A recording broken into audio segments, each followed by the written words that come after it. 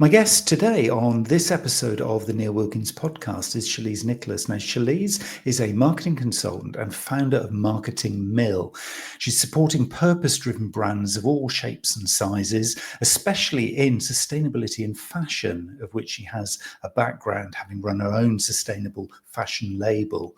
She works through strategic marketing, CRM, brand storytelling, and more. And she is a TED speaker as well. So somebody very well qualified to talk about the topic here today, marketing sustainability and purpose-led brands. Shalize, welcome to the show. Thanks for having me.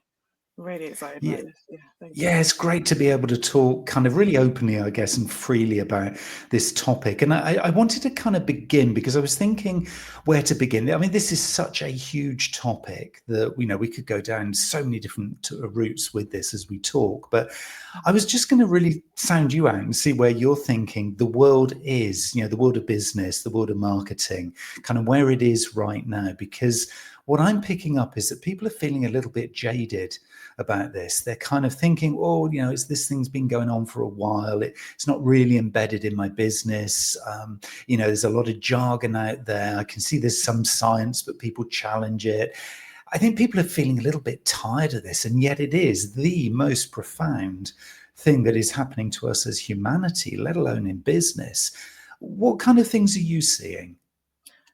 So, for instance, yesterday I went to a climate leadership meeting, and I get involved in like community action groups, and I'm seeing very much a need and a want to make a difference, and I'm seeing that within businesses that I'm working with as well within my consultancy, and it's those people that are making big changes, and that's what I want to really support and be behind. I think that stems from my childhood and how I grew up. Like my mum, she very much was the sort of mother that told you, you can't waste things. You need to be really careful, and she really instilled some ways of living that I thought was really useful. I can hear that. Sorry.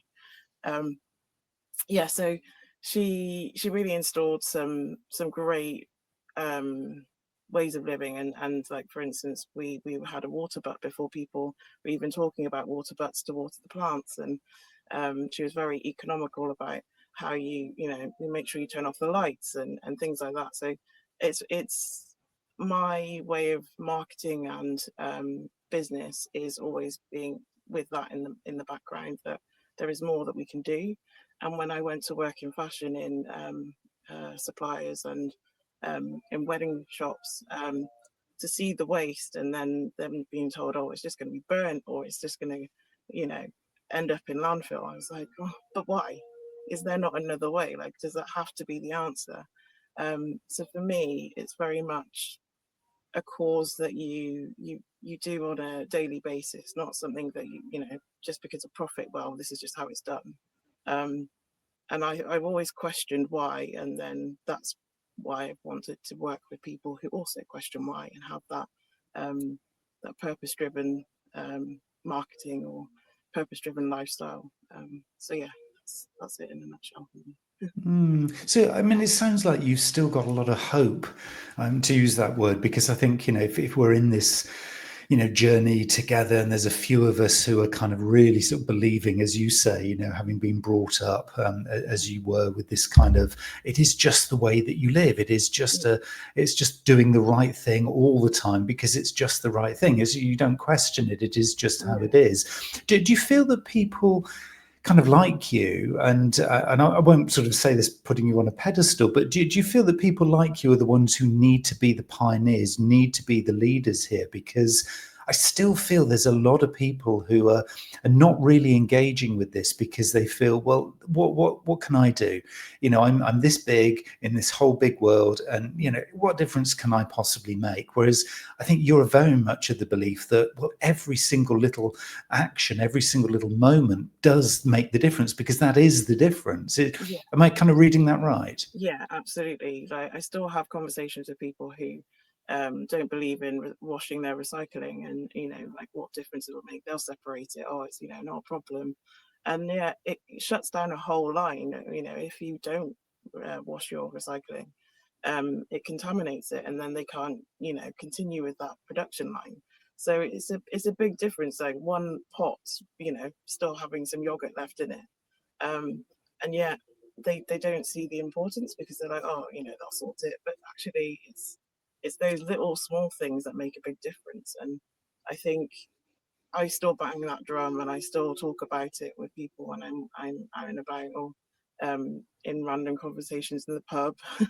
I'm probably that annoying person that's like, oh, you need to be, doing your bit. But at the same time, I just think, if I didn't go down the route that I did, I wouldn't have spent a decade, creating an amazing brand that got known in Europe and in north of England, and was successful for 9.5 years. So there, I don't know. I don't think that you can just say, well, the responsibility doesn't lie with us. It does. And I think if we all make a change, then that's how collectively we're going to make a bigger change. And that's how, we can get to net zero, or, but it's not going to happen overnight if people don't try. If they say, oh, well, it's too much, it's too mammoth a task, then how is it ever going to get there if we don't try? It's one person that needs to make a difference, and then together, everybody collectively, I believe. You used a little phrase there, they'll sort it, when you were Yeah, talking about the not washing the yogurt pot there. That's so profound, though, isn't it? Really, if you stop and think and reflect on that, it's like they'll sort it. It's like it's not really my problem. I can just kind of almost give away the accountability for the yogurt that's left in that pot. Somebody else will deal with it. But that's the point, isn't it? Yes, if somebody else has to deal with it, then there's a problem. And you've actually not been at neutral. You've actually contributed to the problem, because what you've done exactly. is you've taken away from the person who's sorting its good efforts that they're making to actually grow this thing and move it forward. So you've almost brought them back. So it's actually a double negative, isn't it, really, Yeah, by saying somebody else will sort it. This is down to us as individuals, isn't it? And I know we can bang the drum, but what is it, do you think, that people who aren't necessarily not getting it, but just not taking action and not living it and breathing it every moment of every day, what is it, do you think, that is happening for them? I know this might be a really difficult question to mm, answer, but it just feels I'm trying to hook into something where people can say, oh yeah, that's me, and oh yeah, well, if I did that, oh, that would get me started. I'm trying to kind of see what you think mm, might be the difference between people who just get it and they just yeah, do it, and yeah. people who say somebody else will sort it. I think it's just not having maybe they're too busy and they don't have the time to think about it, or they don't make it a part of their daily life as an action. Um, so I think it's just, almost education for one thing. They don't know about it, or they don't feel like they need to learn about it. Um, but I think, I don't know, there's small changes that you can make, and it's so incremental. It's so tiny that you can make it into something that's it's massive. I don't know, small changes around the household that you could do. Like for instance, with sewing, um, I know a lot of people might not have the skill to sew. But instead of getting, I don't know, a plastic sponge, you could pick up an old rag that you would probably chuck away and cut that into squares, and then you've got some cloths that you can use for cleaning. I mean, I've got different ones I use for the bathroom, and I've got different ones I use for the kitchen, and they're old, tablecloths and rags that were, useless, but they've still got some use in it, So that's a small change that I've made, and I've not had to buy a plastic sponge in years. I just swap them out, wash them in the machine, or whatever you need to do to make sure that I'm reusing. Um, Even with clothing, for instance, I'm going back into my history of clothing, but I've had dresses that I just won't wear because I'm more a trouser woman and prefer to wear trousers. So these dresses, I'm like, oh, but I could use that as a top, and I would wear it every day. So I just got a pair of scissors and cut the skirt part off and kept it as a blouse, and then I've got a top to wear. As long as it's straight and I can tuck it in, no one's going to know that I've quickly cut that and if I have time to sew, then I will sew it because, I have the skill to do it. But some people don't know how to sew, and you can quickly pick up a pair of scissors and do that yourself. That's a quick tip. See, it feels like it's respect then, respect for things, because, those cloths that you clearly actually have a real kind of connection with. And, for some people that might say, what? It's just a cloth. It was just an item of clothing and Shalize has just made a cloth out of it. It's like, no, there's something much deeper going on here, isn't there? It's almost kind of respecting inanimate objects and saying, look, you still have value. I'm not just going to send you to landfill, because you and I can still have a little journey together, and we can achieve stuff like a clean kitchen or a clean bathroom, and you're going to have almost like a job description. It's almost like making inanimate things, but with the kind of respect for everything. I think there's something really, really nice about that as an idea, because we can take that outside of the household and take that into business as well, can't we? And say, look, everything has a value, even though people say, well, that's come to the end of its life and, we need to sort of bin that or maybe even recycle it or whatever. There's things we can do with this stuff. And, we're not here preaching, are we? We're just saying, just being thoughtful and just saying, think about things before you just discard, I guess, aren't we? Yeah. And I mean, with the Chambers of Trade, which is another initiative that I work alongside, they have a recycling system that they do amongst the businesses.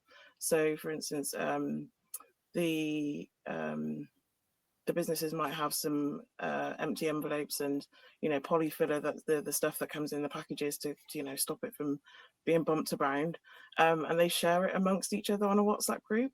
So if they're done with it in one shop, like they say, oh, I've got this bit of filler, does anyone want it? Oh, I've got these envelopes and I no longer need them, does somebody else need them?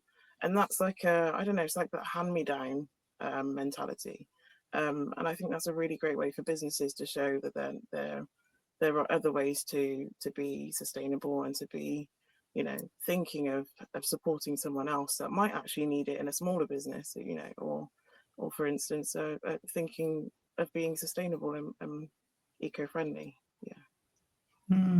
How much do you think this needs to be? I guess it is quite a personal thing, but how much does this need to be kind of either competitive or measured? Because it sounds like that's a very flowing, kind of quite natural thing for those businesses and those individuals. But I just, as you were saying that, I was just thinking, actually, when I go to my local recycling centre, as you're kind of queuing, as inevitably you are, to try and get into this place, there's a big board which says how many tons of stuff was recycled and the percentage that didn't go to landfill, and you get all these statistics, and it's kind of like, actually there's something really positive going on here. And so of course it becomes a little bit of a competitive thing, because that council is probably competing against the next council to see if their numbers are better. Do you think some level of competition, because we're human, we do like a bit of competitive edge to things, don't we? Do you think that's necessary, or is this something that is kind of a little bit softer, a little bit more personal than that? I think in the groups that I work in, I mean, for instance, with Transition Stroud, they do stats and they put them on there to inform and educate and support other businesses and local people as well.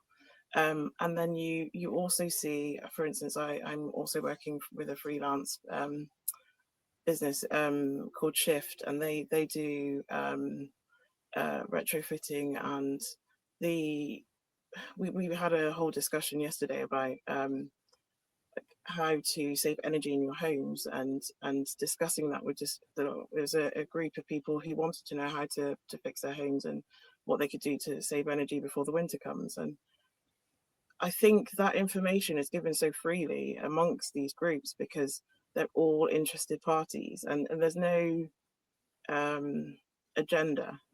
Whereas I guess with big business, it's all profit.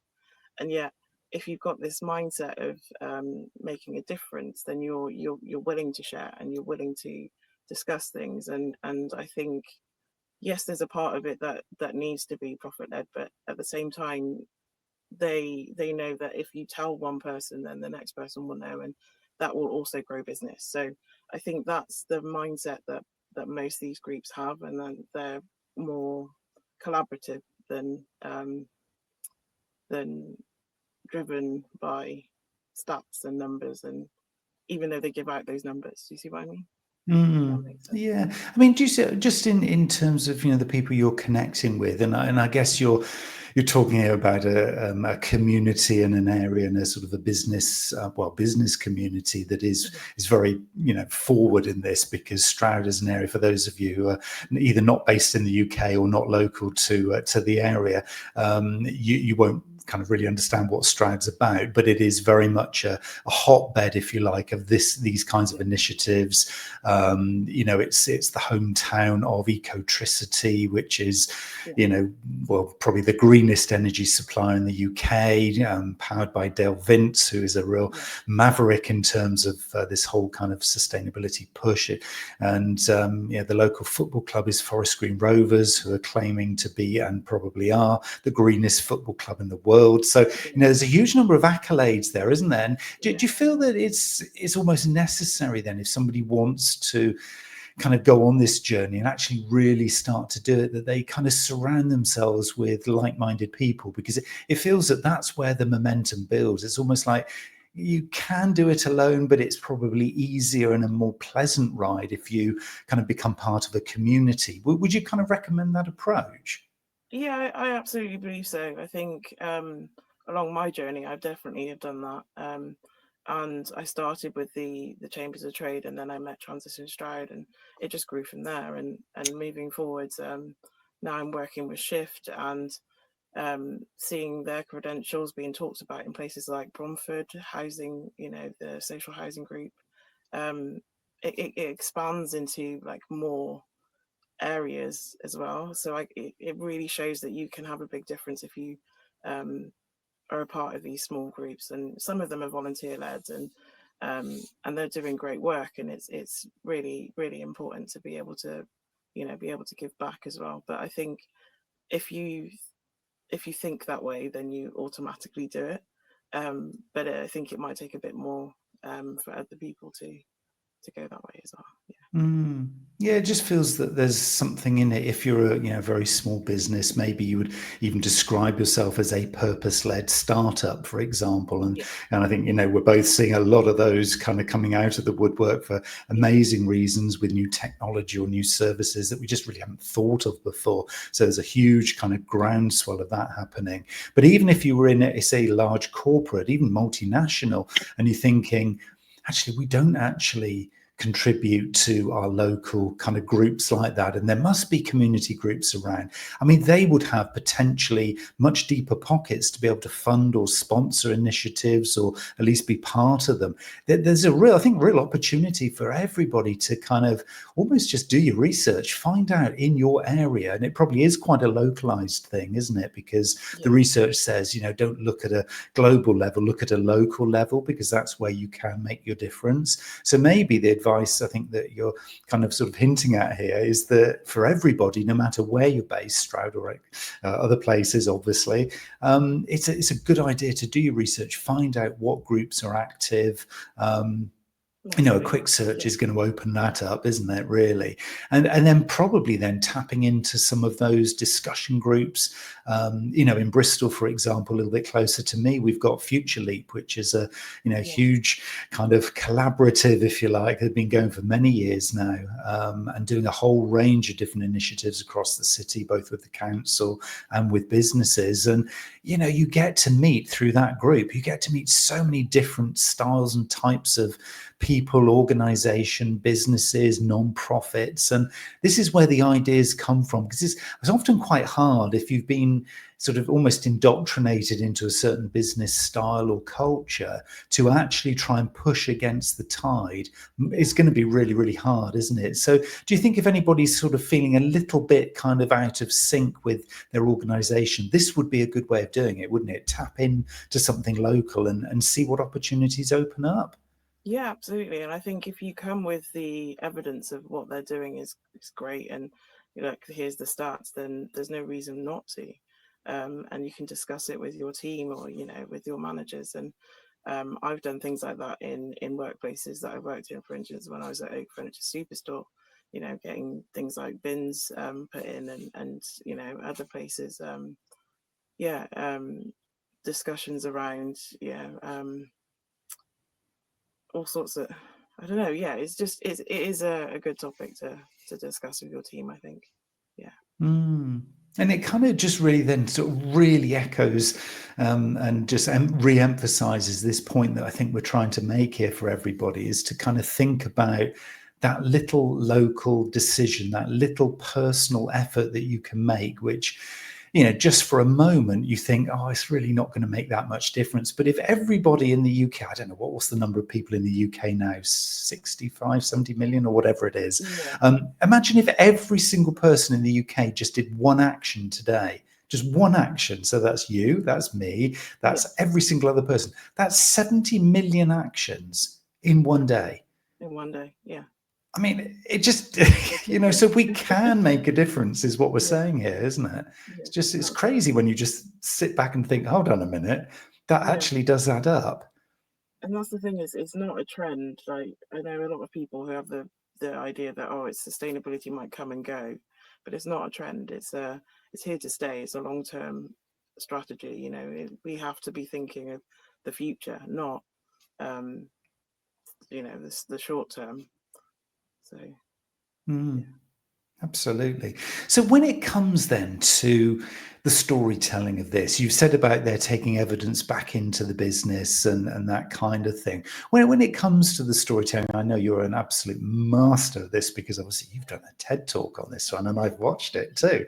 And it's kind of, it is the important thing, isn't it? The communication of it. Obviously, you and I here are trying to do our little bit just to kind of make people maybe just pause in their busy day, as you described it, and just kind of maybe reflect on the next thing they do. Is like, is that a sustainable action?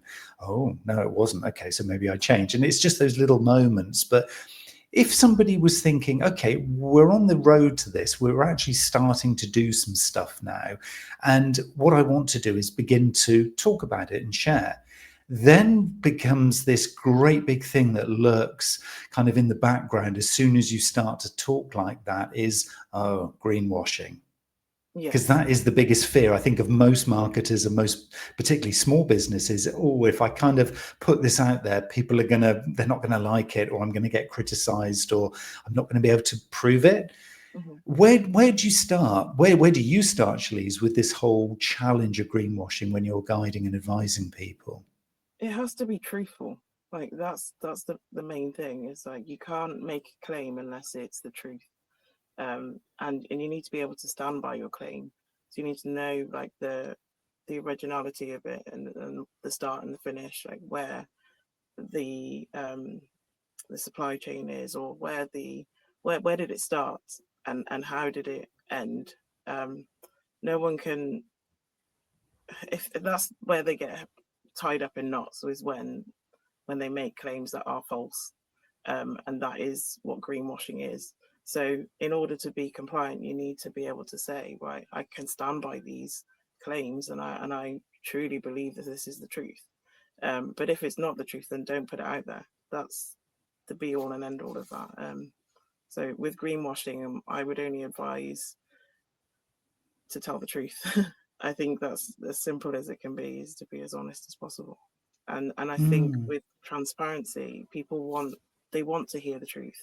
They want to know, and they will research it, and they will dig into the background of a company and their, credentials and where they came from. So the same with B Corp, like all the stats and figures that they give, they want to know where those things are coming from. So yeah.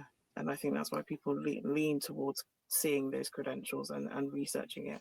And in terms of marketing these days, although people like to take in, quick short form videos, they do also like to see longer videos that give them the actual truth, and that they can follow up and say, right, I've checked, that quick reel, and then I saw another thing about this person and another thing about this person, and yeah, they actually are credible, because all this stuff is telling me that they're credible, and I can do that research with the click of a mouse, or quickly on my phone, and look up this person. So yeah. So you've just hooked into a really key point, which I have to admit I'd not actually considered before, which was this thing there about when you're telling the truth, know where it starts and know where it ends. And I just want people to really stop and think about that piece, because that is an absolute game changer, I think, for any of us who have been either caught out or fear that we might get caught out, is because we might be making a claim that reflects actually our actions or maybe even our team's actions. And yet, further downstream or maybe further back upstream, stuff was happening that wasn't in support of the message that we've just done. So maybe it wasn't as sustainable, or it was outside the boundaries of what we're claiming. So to actually put almost a ring fence around the claim that you're using and saying, okay, this is where this claim starts in essence, and this is where this claim ends. That is a really smart move, because what it means is not only are you being truthful and clear, but what you're doing is you're saying, this is part of a work in progress. We might have suppliers who aren't quite as, this is an implied thing, but we might have suppliers who aren't quite at the point where we are. We might have distributors or retailers, if we're selling out through a distribution channel, who are also maybe not quite where we are. But what we're talking about is this thing here in the middle, and this is where it started and this is where it ended. That's what we're talking about. So actually ring fencing the claim, that is just genius, because what it does is it means you're being super authentic, but you're actually being really honest about, we're still on this journey. We haven't completely figured out, we're not at net zero, we haven't done our scope 3 yet, so we can't really claim that. So we're not looking right across our value chain, but our little bit we're pretty proud of. Yeah. Is that what you're saying there? Yeah, absolutely. That's it in a nutshell. Yeah, I would say. That's good. I love that, because that is, again, a different way. I'd not thought of it like that. And I'm actually teaching this topic, so I should have thought of this. So thank you, Shalize. We're all on a learning journey every day, aren't we? So I think that's a really, really key point, because I think even though when I've had discussion groups and I've talked to clients and stuff about this whole greenwashing thing, they're almost left with a feeling of, okay, I get the theory, okay, I get the rules, and yeah, we are good guys, so we should be okay. But there was always a missing moment, a little missing link. And I think you've just found it for me. So I thank you for that, because it is putting that, this is where this claim starts and this is where this claim ends. And anything beyond that, that's not actually what we're talking about here. So does this stuff have to be very evidence-based? Do we need numbers before we can tell a story? Do we need the science? Do we need to have kind of research backed up? Here, is it kind of quite complex and objective before we can really start talking? I think it comes down to research, and I think you need to be able to back up that research. So knowing, fully well that those credentials are correct. And a lot of it for me stems from working in fashion and sitting in the office and you're sat next to, I don't know, someone in sales who's discussing something costing less than, 17p per tie. And then you find out, that like, how much are they being paid? And, like, it's those little things. And then you find out that children are making it, and that really has an impact. So to know that you've been a part of that, and is that what you want to be a part of? That's a big question as well. So I think going with stats and just going with the numbers and not knowing the research behind it, that's where you're going to stumble. But if you go and do the research behind it and check, actually, okay, those figures are from this because somebody has explained to me that this is why it's got to this number and this is why, and then they can credibly back it up, then for sure, right, this is the reason why. Yeah, that's good. Yeah, and I guess if you're in a purpose-led brand, I mean, this is one of the things that we'd spoken about before this episode, was this whole idea of purpose-led brands. It's almost straightforward, because you are driven by your purpose. It is this higher reason for why we do what we do, and you get it. And the people you probably recruit into your business or into your team, they're kind of like-minded souls. So it's just going to work because everything is driven by that. If you're coming from what we might call a legacy business, so pre-sustainability being a thing, and a lot of businesses are very well established and they're now trying to reinvent themselves or start to consider this, the one thing that I'm kind of picking up from this conversation is that it's almost we're trying to create something of a sort of a snowball effect, that if I do just one little moment of pausing, little moment of reflection, something like you described there with that 17p for that thing, okay, there's something doesn't feel quite right, and that's a moment of pause and reflection. Then you look a little deeper, then you do a little bit more. You describe most people as being busy right now. Yeah. This is about actually creating time in that busy, hectic daily or personal working life where you have to be able to spend a little bit of time to kind of be with yourself and reflect and be a little bit more mindful over those decisions.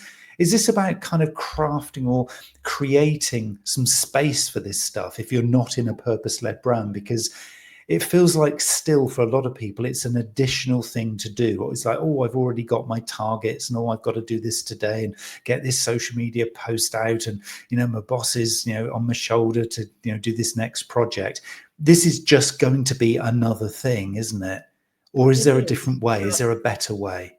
The thing is, these days we've got the added advantage of having things like ChatGPT or Gemini, and we can ask those questions. And I know sometimes it's not perfect, but if you do the research and then you keep asking a few other questions, say, I don't know, you ask, right, can you check 30 different sources for me? You're going to come back with 30 different sources that you can then look into and delve a bit deeper. So using AI, I think, is a useful tool, and also speaking to people, and actually getting their answers as well, and not just one person's answer, but getting a second opinion. And and I know it seems like, oh well, that's going to take me time, but actually, if AI is helping you, that's taking away some time. So we are in a good age now where we can, the work that would take us a whole day to do, we can ask really quickly in 5 minutes and get the answers of 30 different, sources, or more, 50 or 100, however much you want to look for. But I think we can definitely use that to our advantage to help us move forward and have more concrete evidence, and and checking. Yeah. So if you were to do that for, say, even just 5 minutes a day, I mean, literally Yeah. 5 minutes, because GPT can do, whatever you need it to do in seconds, literally. But if you then spent 5 minutes just reading the answer or coming up with tomorrow's idea, or even get ChatGPT to come up with a list of things that it's going to research on your behalf, give me a new one each day. Over the course of a year, you've got 350 plus new things to think about at just 5 minutes a day. Maybe 10 of those things become new initiatives or new projects. Maybe half a dozen of those become things that are actually commercially useful for your organization, which means everybody's going to buy them because there's a monetary value to it, isn't there? So this doesn't have to be a great big looming task, does it? It can be something that just kind of dovetails in quite simply. And I think that's a really cool idea to be using AI to really facilitate that. And even if you're not able to come up with the initial ideas, say, GPT, what is the what is the current hot topic today in sustainability that I need to know? And it'll brief you. It is that simple, isn't it? Yeah, it's using the right prompts and thinking about exactly what you need to be asking, those questions that you need, and delving a bit deeper. So it doesn't have to be just the one question, it can be a few, and you can be like, actually, I was thinking about this, and it will give you the answer. And it's a fantastic tool. I think I've been using it for at least 2.5 years now, and it's changed over time, and I think there are so many more services that are going to help. um, I went to the Clerkenwell Design Festival the other day, and they were talking about it there. They had 3 speakers who were discussing how AI helps the design market in interiors. And I find that really interesting to hear their point of view, because interior is a whole different side of marketing that I'm starting to go into. But I mean, I've done it for furniture, but it's very interesting to hear how they're using AI, and some are using it for photography, some are using it for creating architecture. It's very, there's a whole lot of scope of how you can ask it prompts, and really interesting. It's just about being a little bit creative. I mean, for goodness sake, most people listening to this, we are marketers. We should be a little bit creative, even if it's like, okay, I'm not a designer like Shalize is talking about, but actually just create thinking and just being a little bit more innovative and just saying, look, today for 5 minutes, I'm going to step outside of the day job, whatever level I am. I'm just going to stop and think, why am I here? What am I doing? And actually just be a little bit more conscious, a bit more present, a little bit more mindful, maybe even, because that is all it takes, isn't it? And then the snowball starts to roll and the momentum builds. And as you say, you start talking to people and then you realize, oh, you've been looking at this too. Oh, well, should we have a coffee and just talk about it? And it is how conversations, build projects, build initiatives, and build some of the huge sort of things that are happening around your area as well, isn't it? It is communication at the end of the day, all of this, isn't it, really? And if you have these chats as well, to have diverse conversations with different people, you get different perspectives on things, and it really does help to form the real crux of what's needed. I mean, yesterday when I was at the climate leadership meeting for Gloucestershire, which was held by Birmingham, I don't know the exact name of the company, but the Birmingham Sustainability Group, they were discussing how all these different minds were in this one room. There was doctors and nurses, there was sustainability leaders, and they were all discussing all the things that they needed in these different areas for the NHS or for the councils were there as well. So it was really diverse. The people, I was there for the chambers of trade, it was a really interesting way to have these conversations about 2030, what are we going to do for net zero, and discussing the big questions. It is. And I think, at the end of the day, this is human activity that has caused a lot of the issues and challenges that we're facing. And it's human activity and human communication that can begin to hopefully redress the balance and get us back to where we need to be and now. And I think for me, I kind of feel this kind of sense of urgency. And I'm sure, Shalize, you're seeing this as well in the communities that you're interacting with. There is a sense of urgency. This isn't something it'd be like, oh, I'll put it into next year's plans, or actually we'll try that next month. It's today. It's as you're hearing and listening and watching this, you've got to do it now. Something begins right now, doesn't it? Mm-hmm. Absolutely, it has to happen now. I think the urgency is more apparent now than ever, especially with climate change, things getting hotter, addressing homes and the issues that people are having as well. I guess I'm going off on a bit of a tangent, but in general, I think the communities that I'm speaking to, they're very much worried and also trying to make that change as quickly as possible and finding ways to speak to people outside of their areas. That's the general feeling, is how can we reach others who aren't involved, and I think again that will only happen through speaking about things in events, or going to areas that you wouldn't normally go and speak in, or join, maybe even on social media. That could be a discussion. Yeah. No, that's really good. Really, really sage advice. And I think it is about just being curious. Yes, observing, thinking, just reflecting, and then taking an action. A simple single action will get you started. And as we said, if one person does, every person, in the UK, or every person in the US, or wherever you're listening to this or watching this, is if everybody around you takes an action, well, that's a half a dozen, could be 20 different actions, depending on how many people you have around you right now. If everybody took an action there, that would make such a difference, because the multiplier of what we're talking about here, and then the stories that come out of that, and then the momentum that builds, because people then say, oh, I want to get involved, and you start to become this Pied Piper, people following you, and it's incredible. So there is opportunity for all of us here to take action. So Shalize, if somebody wanted to connect with you and carry the conversation forward and find out more about some of the really incredible initiatives that you're involved in, what is the best way of making contact? So I'm on LinkedIn, so they would be able to find me on there. and I'm also on social media. And I also have a website called Maddie Risorda. Sorry, that's just ingrained in me, that business. It's Marketing Mill Studios.co.uk. If anyone wants to have a look, just look at the website and give us a follow. Wonderful. Shalize, one final question for you, for everybody listening here. We've said it, kind of the action starts now. We've said you've got to build momentum, you've got to take accountability and responsibility, you've got to talk honestly when you're kind of communicating the stuff that you're doing.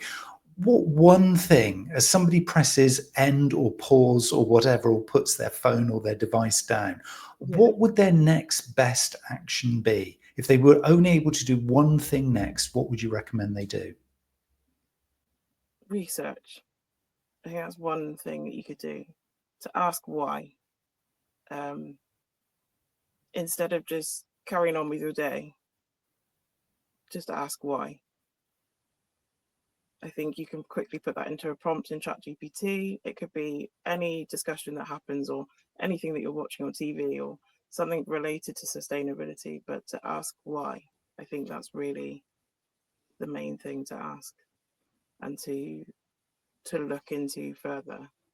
And that curiosity will lead you down a path that you'll learn so much more and be inclined to be a part of this movement that's happening. It's not, it's happening now. It's not just stagnant. It's not just people talking, all these green people are talking again. No, they're actually doing now, and they're making a difference. So ask why. Shalize Nicholas, thank you so much for your time today. That's okay. Thank you for having me. I really appreciate being on here. Thank you, Neil.